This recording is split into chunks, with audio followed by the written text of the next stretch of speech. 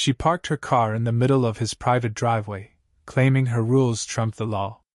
To her, it was just another flex of power. After all, she was the HOA president, untouchable in her mind. When Tom politely asked her to move, she sneered. Good luck with that. What began as a petty dispute spiraled into a neighborhood scandal that flipped her world upside down. Buckle up for a story of defiance, justice, and a showdown that left everyone talking. Tom Harris loved the quiet of his mornings, coffee steaming on the porch, the soft flip of newspaper pages, and the reliable hum of his garage door as he headed to work. But one Monday, that peace was shattered. A sleek silver SUV sat smugly across his driveway, its polished surface gleaming like a challenge. The license plate screamed HOA Boss, in bold, shameless letters.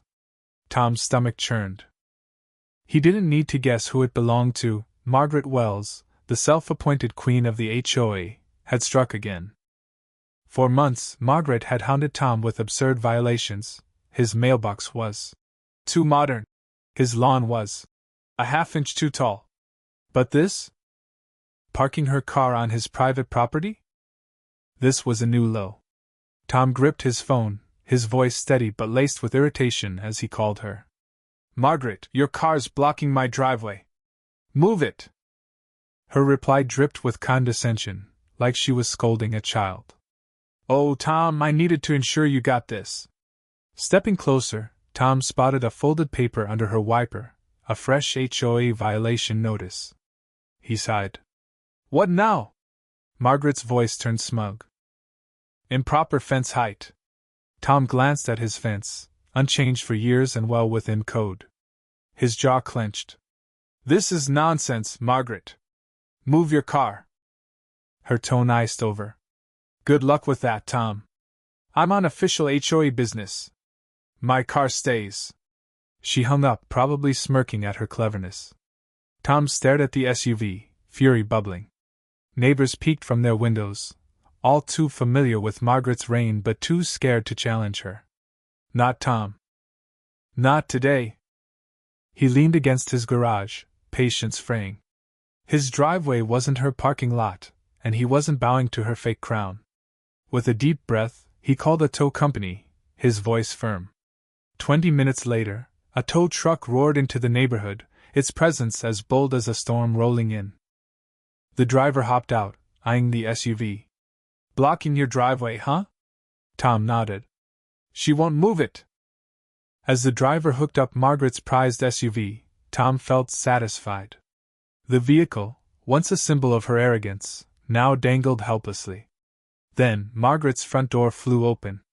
She stormed out, hair wild, face scarlet, arms flailing. You can't do this! I'm the HOA president. Tom crossed his arms, meeting her glare. You can't park on my property, Margaret. HOA rules don't override the law. Her eyes blazed. I was on official business, she shrieked. The driver, unfazed, climbed into his cab. That's when Margaret yanked out her phone, fingers flying. Fine. I'm calling the police. This is theft. Tom raised an eyebrow, letting her dig her own grave. She dialed, her voice theatrical. Police. My car's being stolen from my neighbor's driveway.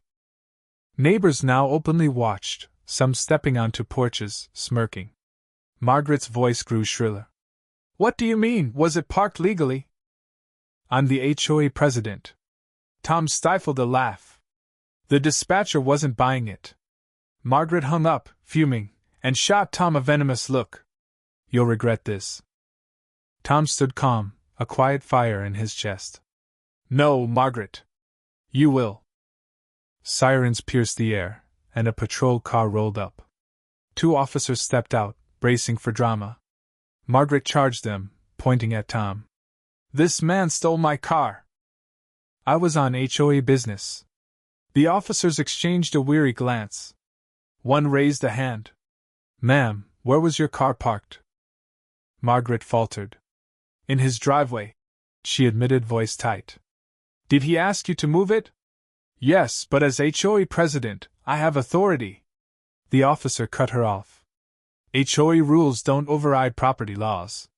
Parking on his driveway without permission is trespassing. Tom handed over his phone, showing timestamp photos of the SUV blocking his driveway. The officer nodded, scrolling through. Any legal documents, ma'am, giving you the right to park there? Margaret stammered. Well, no, but as HOA president. The officer's tone sharpened. Your title doesn't grant immunity. This is trespassing. Margaret's face flushed deeper. He had no right to tow my car. The officer stayed calm. He did. He owns the driveway. You parked illegally. Neighbors nodded behind curtains, some whispering approval. For months, Margaret had ruled like a tyrant, but now her power was cracking. Desperate, Margaret pivoted. She stormed to her porch, returning with a stack of papers. This man's a menace, she cried, waving the documents. His fence is too high. His mailbox is non-compliant. His sprinklers run too long. Tom laughed softly. Every violation was a fabrication, born of Margaret's need for control. An officer raised a hand. Ma'am, this isn't about HOA rules. It's about you trespassing. Margaret's bravado crumbled. The second officer spoke. Mr. Harris, you've provided clear evidence. We're issuing a citation for trespassing and improper parking. Margaret's face drained, then reddened. But I'm the HOA president. The officer didn't flinch. Your position doesn't override the law. The tow driver, grinning, leaned against his truck.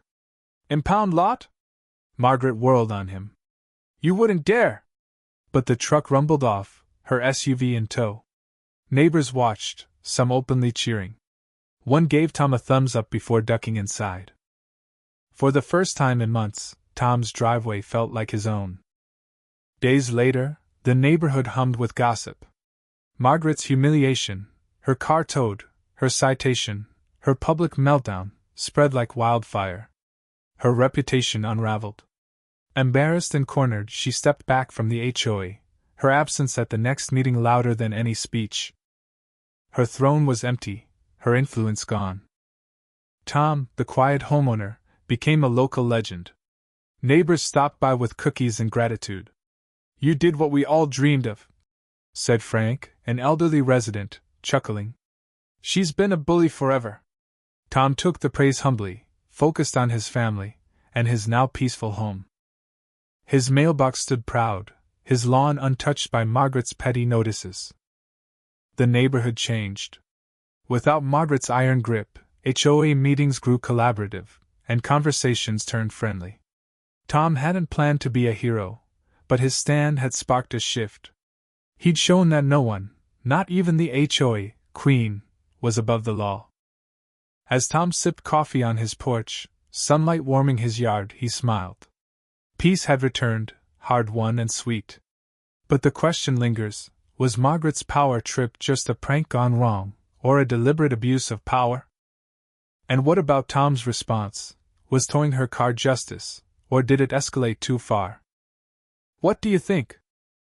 Drop your thoughts in the comments below. Was Margaret's stunt a harmless jaunt or a step too far?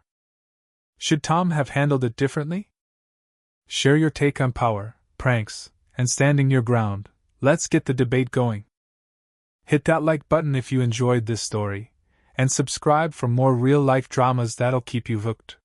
See you in the comments.